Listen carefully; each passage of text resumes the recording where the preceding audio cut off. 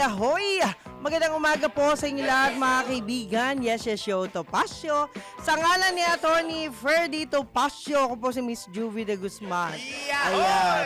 Alam nyo, si Daryl pag nalulungkot, nandadamay. Ganyan talaga yan. Well, anyway, alam nyo mga kaibigan, thankful tayo sa Panginoon. Muli po, magkakasama pa rin po tayo, whether you like it or not. Ayan. Alam nyo naman, no, pag may hearing ang ating partner, wala tayong magagawa. Kaya, samahan nyo po ako sa loob ng isang oras. Ang alam po yan ni Atty. Ferdy Topacio. At ngayon po ay alam nyo na, 11 February 2026. Ayan. Alam nyo, marami hong mga tao talaga na mga gwapo at magaganda. Pansinin, ika nga. Parang Daryl Justin lang yan. Yan ba? Mga gwapo, pansinin yan. Tama. Pero alam nyo ho mga kaibigan, kapag kayo pansinin, huwag kayong magsungit ha. Ibig sabihin maganda ang dating nyo. Ayan. Ganyan talaga pag gwapo. Kailangan make yourself happy and be thankful kasi marami yung nakakapansin, di ba? Well, anyway, tayo po sa ngalan po na Yes Show Topacio at ng pamunuan ho ng DWIC, nakikiramay po tayo sa pagyao ng dating speaker na si Joe De Venecia. Ayan, Joe De Venecia. Siya po'y kamakailan ay yumao po at ito po'y hindi natin makakalimutan kasi minsan na rin po tayong nakakapunta sa kanyang bahay at sa opisina dahil sila po'y isa sa mga mabubuting tao rin na nakilala po natin. Ayan. At nagkataon po si MJ nagtrabaho din po dyan sa Congress. Ayan. Alam nyo, minsan nakakatawa rin, no? Nakikilala mo yung mga taong hindi mo nakikita sa personal, pero nakikilala mo siya dahil may kilala ka doon sa kanilang pinapasukan. Kaya minsan, thankful din tayo at nakadaupang palad natin sila. Yan. Lalong-lalo na si Joe De Venecia na meron hong malaking partisipasyon din sa mga kwentuhan, sa mga magagandang balita noon. At minsan din, alam niyo naman meron din huyang mga magagandang kwento, lalo na nung ang LBN Studios pa ay nandiyan pa. Hindi pa ho na, hindi pa na re-remodel yan. Diyan natin nakakakwentuhan sila. But anyway, ang pagyao po ni dating speaker, JDV, ay bagamat nakakalungkot talaga kahit naman sino, di ho ba? Malulungkot kayo lalo na kung nakilala nyo na sila. Ganun lang ho ang buhay. At nakikiramay din po tayo sa kamag-anak, I think, ni Jackie, no? Jackie Santos. Sana po ano man yung mga yumao ganyan ho talaga. Lahat tayo ay may takdang oras yan. Huwag na tayong malungkot. Ipanalangin na lang natin yung mga kaluluwa nila na sana ay anyway, nananahimik na daw yan. Ayan, sabi po ng nakausap ko. At minsan, ayan, alam nyo, marami yung klase ng mga magagandang gamutan, magagandang mga herbs, alam nyo, tayo po ay mas maniwala sa mga doktor dahil sila daw po ay nag-aral. Pero yung mga naturopathic doctor din ay pinaniniwalaan na rin po ngayon, kaya thankful ho tayo. At marami ho tayong kilala na nagpapatunay na sila po ay gumaling dahil din po sa magandang paniniwala nila sa mga herbs, sa mga halamang gamot. Yan, yung halamang gamot kagaya ho ng madalas nating ilaga, dahon ng bayabas. Yan, malaking tulong din po yan. At of course, depende na rin siguro sa tao yan. At kung tayo po ay merong magandang pakiramdam sa mga halamang gamot, utos ho yan ng lola ko. Kaya ang lola ko ho, hindi ko makakalimutan. Dahil ho sa kanya, nagkakaroon tayo ng magagandang ideya ukol sa mga halamang gamot. Okay, at alam nyo, itong nakakatakot yung mga utang-utang lalo na sa bangko. Alam nyo, minsan mag-isip-isip din ho tayo kung tayo po ay walang sapat na pera. Siguro ho, medyo iwasan natin ang pag-utang. Kung wala ho kayong regular na sweldo, wag ho kayong mangutang at delikado rin ho yan. Sa ngalan po ni Atty. Ferdy Topacio. Tayo ho, ayaw natin magbigay ng problema kanino man, kaya iwas-iwas tayo sa utang. Yan. Utang na loob at utang na pera. Minsan ho talaga ganyan ho ang buhay. At singil ng kuryente naman ay inaasahan ho talaga ang pagtaas niyan mga kaibigan dahil sa malapit na ang pagtag-init, no? Iinit na ang inyong mga bulsa, iinit na ang inyong pakiramdam dahil din po yan sa hindi nating inaasahang mga sobrang pag-init at siguro hindi na ho tayo laging nakaganit. Dito ho kasi malamig ho yung aming kinaroroonan. Napakaganda ho ng atmosphere kapag malamig. Yan. Kaya thankful tayo sa pamunuan kasi kahit papaano, di ba, malamig-lamig ho dito. Kaya yung mga tao hong naririto, lahat po yan ay malamig ang ulo. Hindi ho sila yung taong lagi. Alam nyo minsan, no, ang panahon din ho kasi ay katumbas ho ng ating kaugalian. Yan. Kapag malamig ang inyong paligid, malamig ang iyong paligid.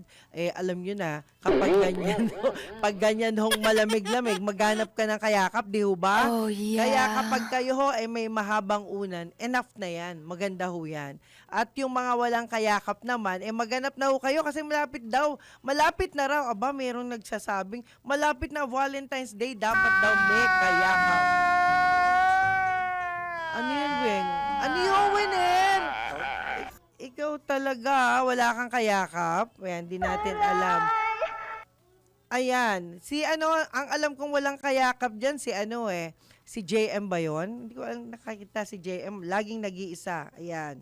Okay, at dahil nga po, wala kayong kayakap, okay yun, mas matipid yun pag wala kayong kayakap. Tama. Kagaya namin, kami matipid na matipid dahil hindi yung masyadong magastos, kundi pamasahe lang, okay na, di ba? Panggasolina na konti, okay pa rin. Sure At ka? syempre naman, hindi naman ako gaya ng iba dyan, no, na nag-invento ng kwento. Ikaw, sure na sure ako dyan. Okay, at dahil eto nga ang sabi, no, control your expenses better than competition. This is where you can always find the competitive advantage. Sabi yun ni Sam Walton, American business magnate. Ayan.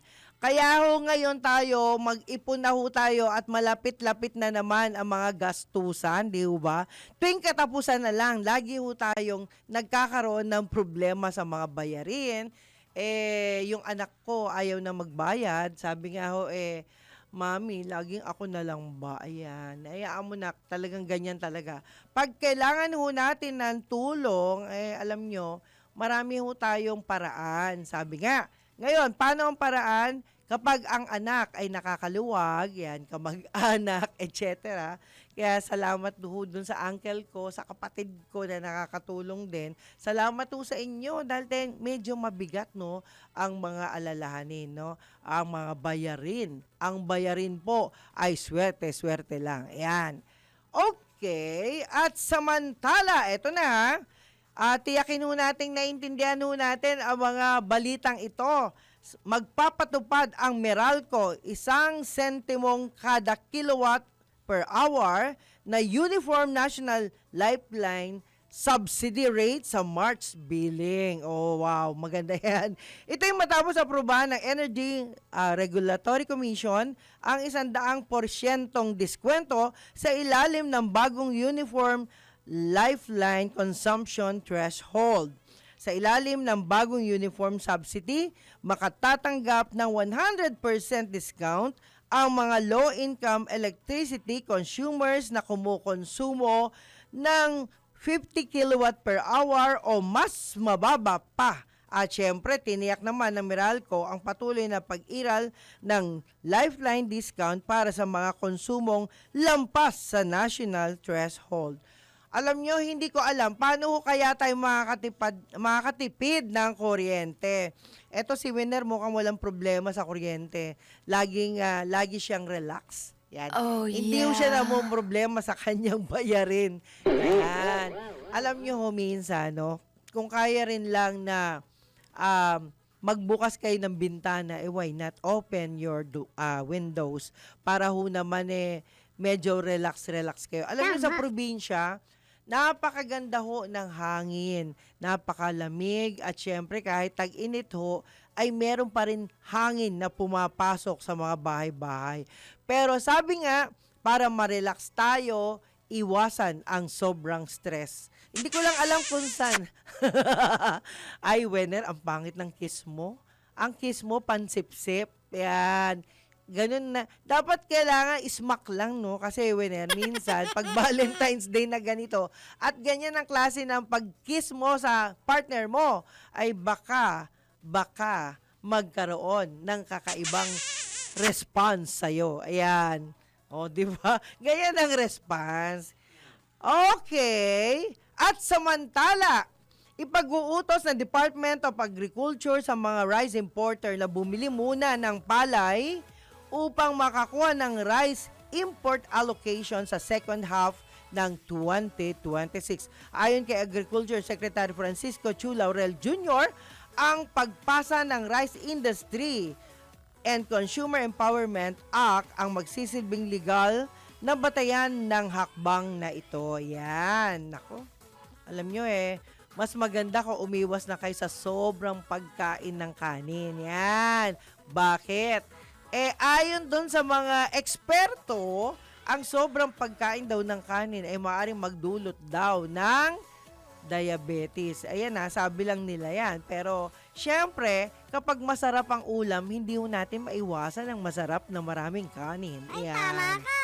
Oo, ayun nga. At umaasa si Secretary Laurel na maipatupad nasa ikalawang kalahati ng taon ang isang bersyon ng plano at magkaroon ng ganap na matibay na sistema bago matapos ang 2026. Oh, yeah. Parang kailan lang, Winner, no? Katatapos lang ng 2025, patapos na rin pala, malapit-lapit na ang 2026. Oo naman! Kaya naman pala marami ang nangangarag, no, na magpakilala para sa susunod na eleksyon. Marami Mas na. masarap pala talaga yung mga bakla. Ay, ikaw bastos ka talaga, ha? Naisip mo yung mga bakla, nananahimik sila? Ano ka ba? Okay. Sabi nga po, bagamat hindi pa na pagpapasyahan ang eksaktong ratio ng bibiling palay, kaugnay na dami ng iaangkat na bigas, sinabi ng kalihim na bumuo na sila ng isang technical working group na binubuo ng mga kinatawan mula sa pamahalaan at sektor ng industriya upang makabuo ng mga polisiyang nakabatay sa datos. Kaya mga kaibigan, ito, intindihin natin itong magagandang issue na to, makakatulong ito sa atin. Ewan ko to si Winner, pag bakla, tuwan-tuwa. Bakit kaya? Ikaw, Winner, ha? Napaghahalata na kita, ha? Lagi mo nababanggit ang mga bagay na hindi mo dapat banggitin. Mas matalino ang mga bakla, kala mo ba? Dami kong kilalang bakla, matatalino talaga. Okay, Papa Winner, ikaw talaga kahit kailan, alam nyo ho, mga kaibigan, ano man ho ang sarian ng tao, importante ho, meron tayong magagandang issue ukol sa kanila. Okay, at of course, tanggap muna tayo ng flash report. Ayan, flash report muna tayo. Patrol 24, June Samson. Rolls Royce ng mga Diskaya tuluyan ng nabenta. DWIZ Flash Report. Naisubas na nga matapos ang tatlong bidding, yung Rolls-Royce Cullinan ng mag-asawang Diskaya. Nabili ito ng nag-iisang bidder na sumipot sa auction ngayong araw na Igorot Stone Kingdom Incorporated sa presyong 29.26 million pesos mula sa alok o yung floor price na 29.25 million pesos. Wala namang bid na natanggap sa unang anim na Diskaya cars, kabilang yung Lincoln Navigator na 8.6 million pesos at yung Cadillac Escalade na 8.27 million pesos. Maging yung Bentley Bentayga na pangatlong bidding na rin at ibinabana sa mahigit 11 million pesos na lamang ay wala pa ring nagbibid. Tatlo ang nagparehistro sa bidding pero isang grupo lamang ang dumating para lumahok sa Hindi rin nagpakita ng interes ang bukod tanging bidder sa dalawang Bugatti Chiron na kasamang isinubasta ngayong araw. Patrol 24, June Samson. Para sa impilang may todong lakas, DWIZ, nagbabalita ng tama, naglilingkod ng tama. Kapag may bagong balita, naka-on air, agad-agad, DWIZ Patrol Report.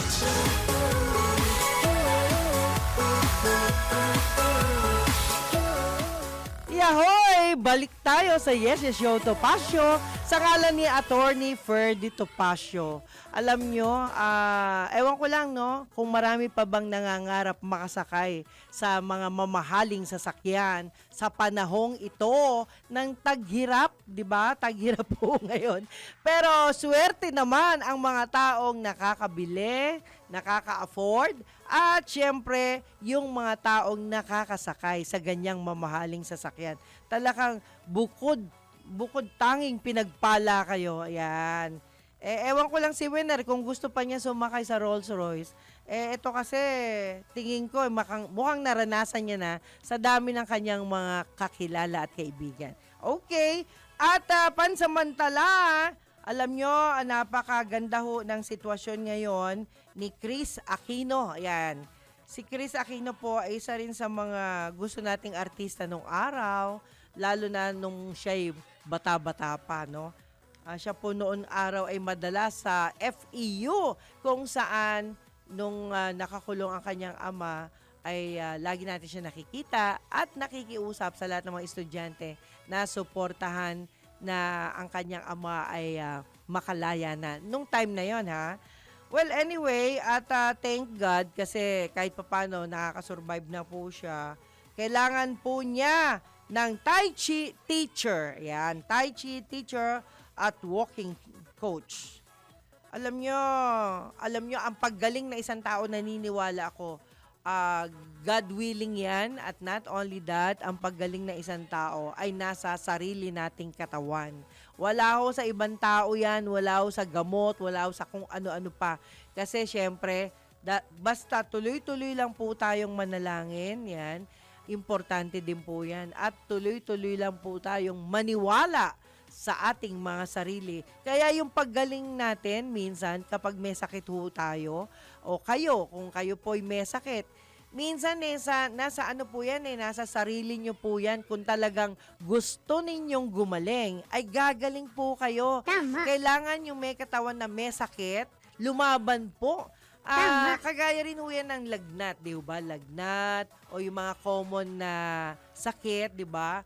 Kapag gusto nyo gumaling, meron hong gagawin na paraan para kayo ay gumaling. At lagi kayong maniwala rin sa sarili ninyo na gagaling kayo. Kapag meron kayong konting karamdaman, huwag nyong itulog ng itulog yan. Huwag nyong ihiga ng ihiga yan dahil minsan, yan po ay nagiging problema ho sa atin. Yan. Sana ho ay lagi po tayong umasa. Naggagaling tayo sa pamamagitan din ng tamang pagkain at tamang iniinom. Minsan, ayon sa mga eksperto, lalo na yung mga doktor, di ba sila yung mga eksperto dyan lagi nilang sinasabi, let your food be your medicine. Kung ano daw yung kainin natin, ay yan ang magiging gamot natin sa ating sakit o karamdaman, o kaya naman po yan ang nagiging gamot natin o pampalakas ng ating katawan. Tandaan po natin yan. At wag po yung laging inom lang tayo na inom ng gamot tapos hindi naman tayo kumakain ng tamang pagkain. Pag alam naman po natin na hindi po pwede yan sa ating katawan, wag ho natin piliting kainin yung mga bagay na makakasama. Lalo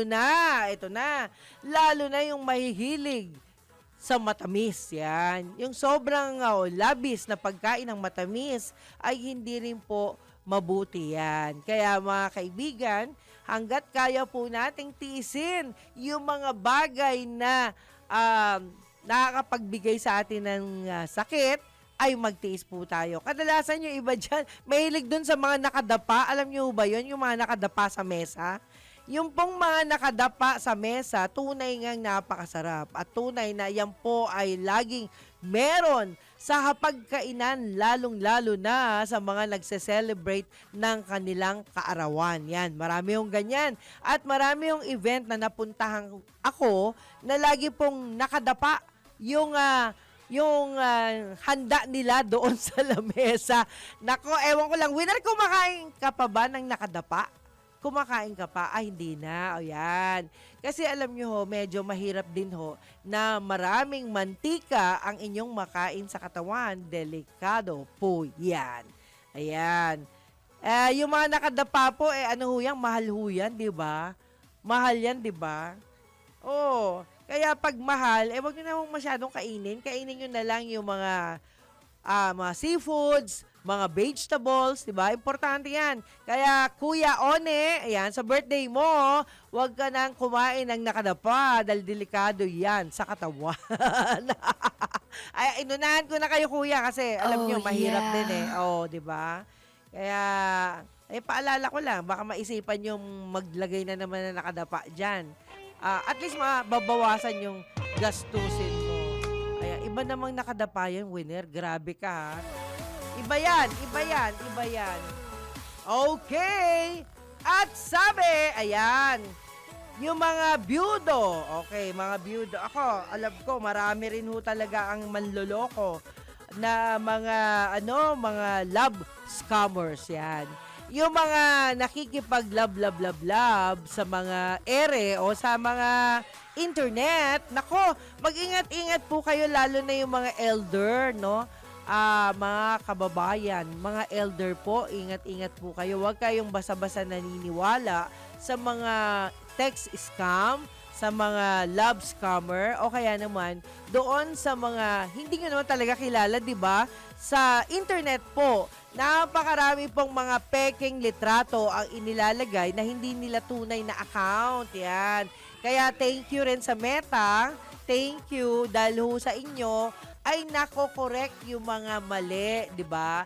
Yung mga tama ay siyang minsan ay nangunguna, no? Nangunguna yan. Kaya wag tayong magpadagdag ng problema, no? At saka yung mga nakikipagkita sa mga taong hindi nyo kilala, wag nyo gagawin yan.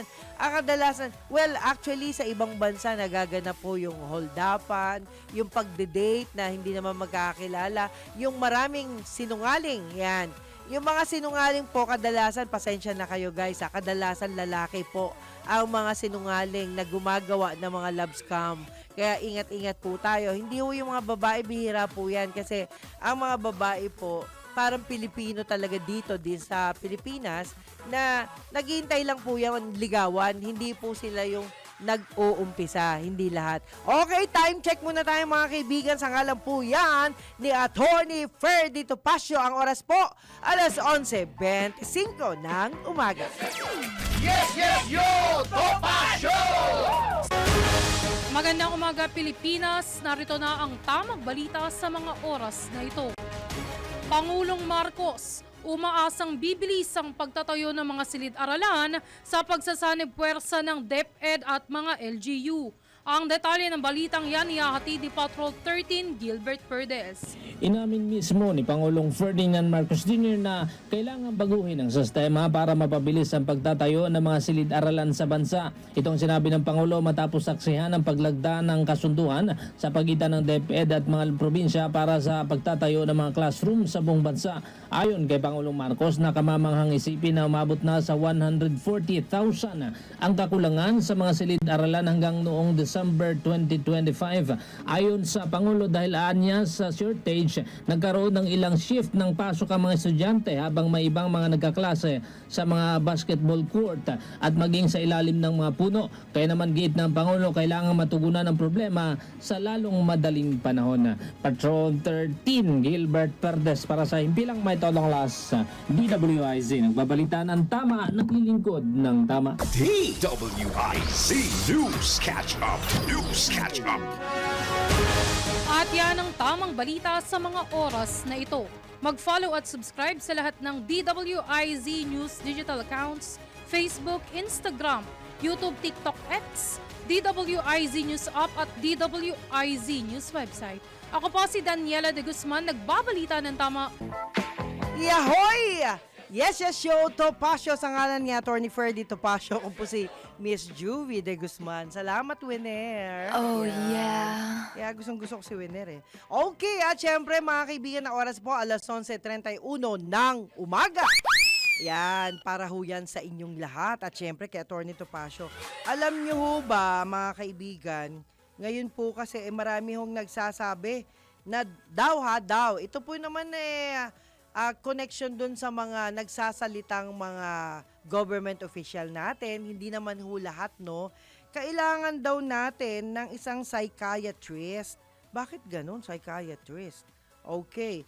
Minsan daw, may mga nagsasalita daw po na tila hindi pinag-iisipan ang sinasabi daw nila. Nako, hindi naman po ganun. Siguro po yung po'y damdamin lamang nila. Anyway, okay. Dahil po kayo ay masidi ang inyong request, tingnan natin ha. Alam nyo ho, ang pagdulog sa psychiatrist ay mas mabuti. Ayan, mas mabuti lalo na doon sa mga mag-asawa na gusto nang maghiwalay. Yan.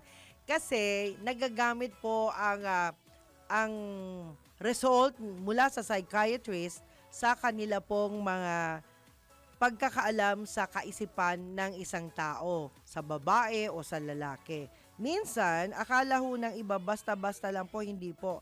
Ang ayon doon sa mga dati po nating nakasama sila, Doc Rainier Umali, no? Bagamat pumanaw na po siya, napakarami hong klase ng pagkakatao o ugali meron ang isang tao. Hindi po lahat ng mga kaugalian ay pwede hong pagpasensyahan, lalong-lalo na sa mga nagsasamang tunay na nagmamahalan. Bagamat minsan ay nagkakaroon ng distansya o problema ang bawat isa dahil sa kanilang mga ugaling hindi rin inaasahan. Yan po ay ayon doon sa mga eksperto. Kaya po minsan kung kayo po ay may mas nais na impormasyon, mas maganda ho sa psychiatrist po tayo dumulog para ho sa mas magandang mas magandang advice, no, magagaling sa kanila. Yan. Okay, medyo hindi ho natin makuha yung nais ninyo. But anyway, ang importante lang mga kaibigan, dumulog kayo sa mga tamang tao, no? Kapag kayo po ay may problema sa puso, di ba? Dumudulog tayo sa heart center, sa mga doktor para sa puso. Lagi naling tatandaan na bawat doktor ay may kanya-kanyang expertise yan. Kagaya rin po ng mga lawyer, yung mga abogado po ay may kanya-kanyang expertise yan. Ang abogado po ay merong kriminal, na alam nila ang kriminal na legal, yan. Mga sagutin ukol sa pagkakaroon ng krimen, alam nila po yan, no? Kaya hindi lahat din ng abogado ay alam po nila yung iba't ibang panig ng problemang legal dahil po yan po ay kanilang pinag-aaralan. Well, yan po ang sabi nila. Sa mga kaibigan ho na nag-message sa akin, pasensya na ho kayo ha. Hintayin natin si Attorney Topacio dahil may hearing po siya at baka po ay dumating o humabol. Kung hindi man ho ay bukas baka dumating yan. Okay? So, pansamantala lang po yan. At of course, dito naman no sa mga, ayan, talagang hindi naiwasan yung mga nambubuli, yan. Alam nyo, the more na nabubuli ka, the more na magpasalamat ka. Kasi ang mga tao, kapag binubuli ho, ibig sabihin napapansin ho ang inyong galing. Yan. Meron ng mga tao na yung mga wala ho kasing ginagawa, walang alam na gawin, kundi manira ng kapwa. Itong mga taong ito, pagbigyan nyo na. Kasi kung sila po ay walang kasamang matino sa bahay, Ganyan ho kasi ang ginagawa ng iba dyan. Kaya yung mga estudyante na nag-aaway-away, nako, wag niyong papatulan ang pambubuli sa inyo. Kung yung mga matatanda nga nabubuli, how much more kayo na nag-aaral pa. Kaya yung mga bata na nagko-comment sa akin na dapat, ano bang dapat namin gawin sa mga taong nambubuli. Ngayon, kung kayo po ay sa eskwelahan binuli, right there and then, isumbong po ninyo agad sa inyong principal, sa inyong guidance counselor, sa inyong mga teacher. Yan. Alam nyo, minsan, yung pambubuli kasi, yan po ay sakit ng mga taong walang masyadong pansin. Yan.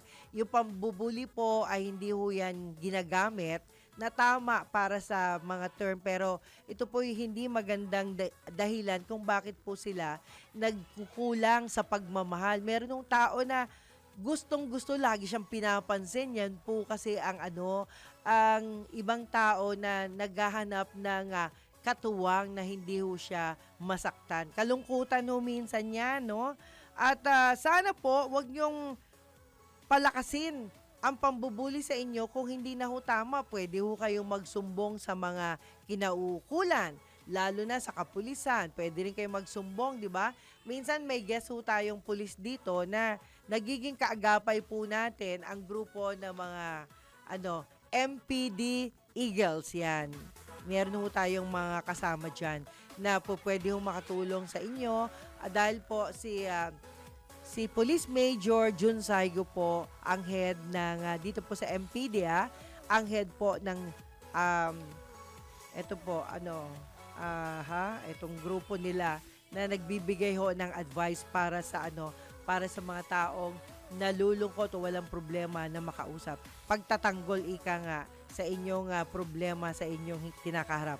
Okay, samantala, magbibigay muna tayo ng news. Alam niyo ho, ang mga news natin talaga, di ba? Iba-iba. Merong maganda, merong hindi. Pero this time, ay tiniyak ni Blue Ribbon Committee Chairman at Senate President Pro Tempore Pampilo Lacson kay Ombudsman Jesus Crispin Remulla at sa publiko na nakabatay sa mga ebidensya sa kanilang mga isinasagawang serye ng pagdinig ang mga rekomendasyon sa Partial Committee Report ukol sa flood control anomalies. Yan. At alam nyo, magkasya na po kayo sa pakikinig, magkasya na po kayo sa magiging desisyon kasi wala ho tayong magagawa dyan kung yun po ang investigasyon nila. At wag na rin ho kayong magalit, mag-move on na rin ho tayo. Tugon ito ni Senator Lacson ay kailangan pagtawag ni Ombudsman Remulla sa politika basehan ng naging desisyon ng Senate Blue Ribbon Committee na baguhin ang ilang lengguwahe sa report para maging katanggap-tanggap sa lahat. Ayan. Ayon sa Senador, batid ni Ombudsman Remulla bilang dating kongresista, ang laro sa politika, mababa at mataas na kapulungan ng Kongreso. Pero tiniyak ng Senador na ibinatay nila ang report sa testimonial o documentary evidence sa kanilang nakalap na panahon ng investigasyon. At syempre, wala rin anyang nabago sa mga nag-leak na draft partial committee report pagdating sa sustansya at intent o layunin nito. Ayan. Alam nyo, wala naman tayong choice kundi makinig at it's either maniwala o hindi. Kung hindi naman kayo naniniwala, better luck next time. Ganun lang ho yun. Medyo mahirap po yun. Lagi tayong galit, no? Lalong-lalo na yung mga, sabi nga dumadating na tayo sa yugto ng tagumpay. Alam nyo, pag kayo naging elder, yugto na ho ng tagumpay yan. Dahil ibig lang kong sabihin, ando na po tayo sa hangganan ng tamang kaisipan. Yun, whether you like it or not, maniwala o hindi, nasa sa atin na po ang desisyon. Samantala pa rin paigtingin pa ng Office of the Ombudsman ang maagap na aksyon laban sa katiwalian sa pamahalaan. Sa isang press conference sa Baguio City, sinabi ni Ombudsman Jesus Crispin Remulla na nais niyang kumilos agad ang kanyang tanggapan at hindi lamang umaksyon kapag may reklamo na. Yan. Mahalagaan niya ang isinagawang strategic planning session upang malaman ang mga kakayahan at kakulangan ng tanggapan at mas maging handa sa paghabol sa mga tiwaling opisyal. At syempre, dagdag pa ni Ombudsman Remulla, dapat maramdaman ng mga tiwaling opisyal at pribadong individual na seryoso sila sa pagpapatupad ng batas dahil minsan ang takot sa parusa ang nakapipigil sa paggawa ng mali. Ayan. Okay. Ayan, sabi niyo yan. Salamat po. At syempre, nako ha, mga kaibigan, pag kayo po pala ay nagwi-withdraw sa ATM, nabiktima na ho ako no ng pagwi-withdraw sa ATM, tapos po wala naman lumabas, 'di ba? So ibig sabihin, i-report daw agad. Pero bakit gano'n, no? May mga bangko na mahirap talagang kausapin, lalo na sa mga ganun. Kaya ingat-ingat din po kayo. Kung magwi-withdraw kayo, siguraduhin po ninyo one time lang. Huwag yung gawing twice, no? Nangyari po sa akin na wala yung pera na hindi ko alam. Tinanong ko, pinareport ko, agad-agad. So, ito po ay bagay na naranasan ko na hindi nyo dapat maranasan. Kaya po sinishare ko sa inyo dahil tayo po ay merong mga bagay na nagagawa sa ATM na hindi ho natin alam. Yung dahil sa 2 times kang nag-try na mag-withdraw, putol-putol kasi yung pagkuha mo, ayan po ay nagbibigay ng kalituhan sa machine daw. Yan ang sabi. Pero, ang totoo niyan, inabot ho ako ng almost 2 weeks no, sa pagpabalik-balik doon sa bangko. Halos naubos na nga po yung amount ng perang nawawala dahil sa pabalik-balik nga ho. Alam nyo naman ho, pagdating ng Commonwealth Avenue, napakahirap sumakay, napaka-traffic. Nako, saklolo po sa mga kinauukulan. Ang Commonwealth Avenue po ay hindi na ho natin maintindihan. Sobra-sobra na po ang dinudulot nitong kadami ng problemang ibinibigay, no? Kaya ho, sana wag kayo mabiktima. Kaya mag-ingat ho kayo sa pag-withdraw, lalo na yung pagpipindot ninyo. Ayan, yung mga number. Minsan ho kasi, di ba, kabisado natin, bakit nagkakamali? Yung machine. Ayan. Isa pang karanasan, kapag ibang lugar o ibang, let's say, si Bank A ang inyong bangko, tapos nag-withdraw kayo sa Bank B. Yan. Medyo hindi humaganda ang magiging result. Magiging undispense. Ito po'y kadalasang nangyayari, guys. Kaya ingat-ingat po kayo. Kasi alam nyo ho, mahirap pong mawala ng pera. Yun nga, mawala 1,000 mo lang mahirap na. How much more kung mas malaki pa dyan. Kaya ho, huwag kayong basta-basta na nagmamadali. Yan. At lagi nyo titingnan sino ang mga tao sa likod ninyo dahil maraming tirador pa rin ho ngayon. Mas dumami ho sa lugar namin sa Quezon City, mas marami yung tirador, mas marami hold-upper, marami yung snatcher, marami yung manloloko, at marami pong mga hindi nagbabayad sa jeepney. Ayan, marami ho Kaya ingat-ingat. Ngayon, ako ho, kilala ko na po yung 3 hold-upper sa jeep. Kilala ko po. But kahit kilala ko, kung lahat tayo ay hindi aware sa mga ganyan, ay ingat-ingat po tayo dahil karamihan ho dyan ay nagsasamantala dahil alam nilang wala kang matatakbuhan. Alam nyo naman ang gitna ng Commonwealth may harang na. Halimbawa ho, nabiktima kayo sa gawing kanan, gusto nyo pumunta sa pulis, sa gawing kaliwa, hindi ho kayo basta-basta makakapunta dyan. Kasi nga po, sarado na siya. At kung kailangan ninyo ng tulong, mas maganda ho, tawag ho kayo sa 911. Yan. Sa 911 po, tiyak ko matutulungan tayo. Yan po ang pinakamabilis na number na pwedeng tawagan sino man po ang may mga nangangailangan. Okay mga kaibigan, time check muna tayo sa huling sandali. Ngayon po ang oras po sa ngalan ni Attorney Ferdy Topacio, alas 11:44 ng umaga. Yes, yo! Topacio!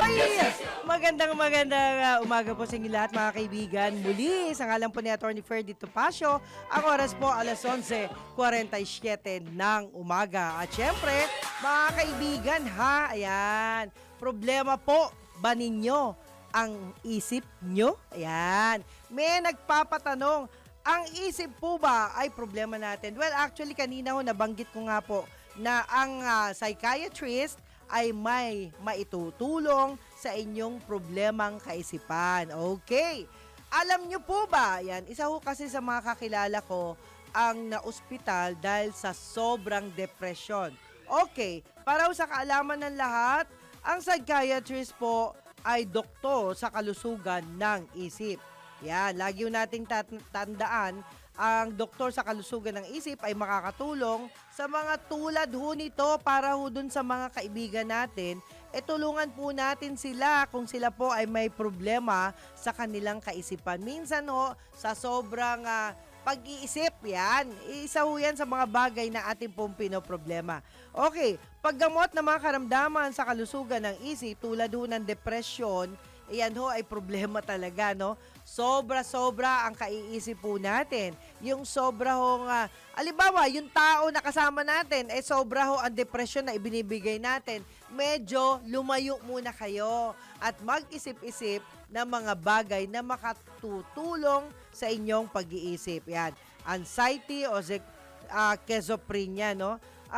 Pagpapaliwanag ho kasi ng mga problemang emosyon ay tulong ho ito na maganda sa mga problema sa emosyon tulad ng pagkabalisa o pagkagalit at pagkaintindi, paggawa ho ng plano sa paggamot, paglikha ng mga plano sa paggamot na nakatuon sa mga pangangailangan ng pasyente. Kaya ho tayo, mag-ingat-ingat po tayo sa ating mga pananalita dahil minsan, hindi ho natin alam na kaya ho pala yung tao ay nagsasalita ng malayo sa katotohanan o malayo sa inyong usapan ay dahil po siya po ay inaatake ng depresyon. Kaya ingat-ingat ho tayo, hindi lahat ng tao kala nyo okay lang. Pag sila po ay may depresyon, wag po tayong makisabay sa kanilang problema. Yan ho ang dapat nating isipin at lahat po tayo ay nagnanais makatulong. Kaya kung gusto nyo makatulong sa inyong kaibigan, huwag nyo po siyang gagalitin. Yan. Huwag nyo po siyang bibigyan ng additional problem. Dahil minsan, yung sobra ding pagbibiro na masakit. Yung biro nga okay lang, walang problema. Pero minsan, may mga tao na nagbibiro ho, tapos nakakasakit. Minsan, napaka-pintasera, yung mga ganyan. Minsan, may mga taong mahilig mamintas, pero hindi po nila alam, no? Kaya ho dun sa yung kapipintas ho ng kapwa. Kita nyo ha, ang laking bagay ho ni Doc Jim Sanchez. Dahil yung mga taong napipintasan na halimbawa may hiwa ka sa bibig, may hiwa ka sa kung saan, may bukol ka. Mantakin ho ninyo, nagiging bago ang kanyang paniniwala sa sarili niya kasi gumanda siya, di ba? Noong naging gwapo siya. Nung araw na siya po'y may problema na hindi pa siya na-ooperahan ni Doc Jim Sanchez, mantakin ho natin, di ba? Katakot-takot na pamimintas ang inaabot niya sa eskwelahan, ang inaabot niya mismo pa sa bahay nila. Pinipintasan siya ng sarili niyang mga kapatid. Kaya ho yung mga ganitong klase ng depresyon ay wag nating ibibigay sa kapwa natin. Yan. Malaking bagay din po na kahit na po mas maganda, anin nyo na lang, sakyan nyo na lang kung ano man ho yung problema ninyo sa kanila. Kung ano man yung nakikita ninyo na hindi maganda sa kanyang appeal, pagpasensyahan nyo na. Hindi naman ho lahat ay nakakaintindi, di ho ba? Sana po ay ganun po tayo. Okay, pagbati na tayo. Yeah, dito na tayo sa Jim Paredes natin. Sa ngalan po yan ni Atty. Ferdy Topacio. Hi! Lahat ng mga friendship natin at saka kapatid, pahingi po ng ating chat ngayon. Yan. Ngayong araw na ito para ho dun sa mga chatters natin na nandiyan dyan. Live na live, okay? Okay, antabayanan ho natin yan. Yan. Yung mga kaibigan ko na maagang bumati, yan, si Attorney Jess Paredes, maraming salamat po. Pasensya na, hindi na ako nakalapit sa'yo kasi talagang kulang na kulang yung oras natin. Alam nyo ho, kahit to motorsiklo, natatraffic din po. Kaya lahat ng mga natatraffic, alam ho natin kung gaano sila ka-stress, no? Kahit yung mga magagara ang sasakyan, alam nyo ho ba, siguro magpasensyahan na lang, di ba? kahit hindi ho kayo sumisingit pero nakasingit kayo. Yung mga ganyan, ingatan ho natin pagsasalita natin, kadalasan po ay madali hong magalit, lalo na yung mga tunay na may-ari ng sasakyan. Pero kung mga driver lang po, medyo may ano pa ho yan may pagtitiis, di ba? Yung mga driver, medyo kalma lang sila, yan. At yung mga rider, ganun din. Yung mga rider na makadalasan, they own the motorcycle. So, hindi ho natin masasabing sila po ay hindi nag-iingat. Dahil, lalo na kung yung sasakyang nila, yung sasakyang ginagamit nila o motorcycle na ginagamit nila ay kanila, of course, iingatan nila yan. Iingatan nila yan. Okay. At ngayon naman, ako, salamat po sa panonood. Yan, Ernesto Marquez, good morning. Ayan. Ay, Kalando Marquez nga pala, good morning. Salamat po sa inyo. Ayan. Kahit na hindi tayo nagkikita-kita, get well soon. Okay. Gerald Calzado, yeba. Ayan, salamat po. Opo. Thank you so much for watching. Ayan. Ang club. Ayan. Good morning din po. Ayan, Ma'am Juby. Okay, salamat po. Maru Berzosa. Good morning, Attorney Ferdy, Ma'am Juby. Salamat po sa inyo. Leo Teneros. Ayan, good morning din po sa iyo. Ayan. Romeo De Jesus. Ay, good morning. Ayan, salamat po. From North Caloocan City. Nako, madalas ako dyan sa Caloocan dahil po kay Direk Arlene Ong. Yan, Direk Arlene Ong and Company. Marami pong salamat. Yan. Of course, Larry Ruga. Yan, good AM. May sinabi ba na i-give up na yung Kalayaan Island? Kasi yun ang dinedakdak ni Tariela. Wala naman. Ay, nako. Sinabing ganon. Decent. Oo. Oh, wala akong alam. Wala akong alam, Sir Larry. Wala po. Oo nga, tama ka. Anyway, minsan po, ang mga tao baka po na-stress na kasi kaya po minsan nakakapagsalita ng hindi tama yung tao ay dahil sa stress na siya. Okay, baka lang po Leo Teneros, okay, sang-ayon ka ba sa investigasyon sa korupsyon? Hindi magandang balita yan. Oo nga bahala na ho po. Alam nyo, na-stress na kasi ako sa sobrang dami ng investigasyon pero wala akong makitang magandang resulta kaya sorry na lang. Yan po yung kalooban ko Yung kalooban ninyo, ginagalang ko po yan. Yan. Salamat po, Sir Leo. Yan. Okay, better luck next time. Trilyon ang ninakaw sa sambayanang Pilipino. Hindi pwede. Okay, hindi pwede. Ayan. Kita nyo, hindi pwede. Ba't naging kengko ito? Okay, hindi daw pwede. Ayan. Ay, grabe, no? Kaya ho tayo, pag hindi ho pwede, okay lang po yun. Kasi kanya-kanya ho tayong panahon, di ba? Panahon ho nila ngayon. Kaya kung nakikita ho natin na hindi ho natin gusto yung nangyayari, panahon ho nila ngayon. Kapag ang isang tao po ay merong gusto, tas hindi nyo makita yung gusto, wala ho tayong magagawa dyan. Dahil po, inuulit ko, panahon nila ngayon. Hintayin na lang po natin ang panahon natin dahil po marami pong mga abogado ang naniniwala sa kanilang mga pinag-aralan. Marami pong abogado ang naniniwala sa kanilang mga naiintindihan sa batas. Kaya po, doon tayo sa mga naniniwala sa batas. Hindi ko kasi maganda na mas marunong pa ho tayo sa tunay na nangyayari. Yan. Mas marunong pa ho tayo doon sa mga taong nakapag-aral. Hindi ho tayo pwede. Ako hindi nyo ba napapansin kapag nandito si Attorney Topacio? Laylo ako. Minsan alam ko yung sinasabi niya, pero minsan hindi. At sinasabi ko po, kapag hindi ko alam, hindi po ako pwedeng magmarunong. Lalo na si Attorney Topacio ang nagsasalita ukol sa legal na bagay. Kaya po ako, take note tahimik po ako kapag dyan si attorney kasi gusto ko rin matuto ng anumang dapat matutunan natin. Hindi po ako pwedeng magmagaling. Ako po'y magaling lang sa bahay namin. Yan. Magaling lang ako sa mga programang may sarili akong say, di ba? Ganun lang ho yun. Kaya mga kaibigan, huwag kayong mainip kasi ganyan ho ako Hindi po ako mayabang, kundi marunong lang po akong makinig We should be a good listener Oh, anytime. yeah. Lalong-lalo na kapag mga taong may kalidad ang pinakikinggan natin. Yung mga hindi ho natin pinapanood, hindi ho natin pinapakinggan, gusto rin ho natin, kaya lang pag tayo'y nasa kalsada na, ay wala na ho tayong panood-manood. But this time, antabayanan ho natin ang magandang programa. Walang iba kundi ang Senyor Balita. Walang iba, kasama dito si Senyor Ray Pacheco. At syempre muli ho mga kaibigan, wag ho tayong manawa na laging manalangin. Ipagpasalamat po natin ang araw na ito na sa Tuwi-Tuwi na ay nagkakasama tayo. Maraming salamat po and I love you all guys. Sa ngalan po yan ni Attorney Ferdy Topacio. Salamat din sa ating mga technical side, Wenner and Company, sa produksyon, salamat po sa director natin, salamat po sa inyong lahat. Sa newsroom, salamat po sa tulong nyo, kay Boss Drew Sancistino at saka kay Dan. Sa inyo pong lahat mga kaibigan, pinagpapasalamat ko kayo at ingat po tayong lahat sa pag-uwi. Bye!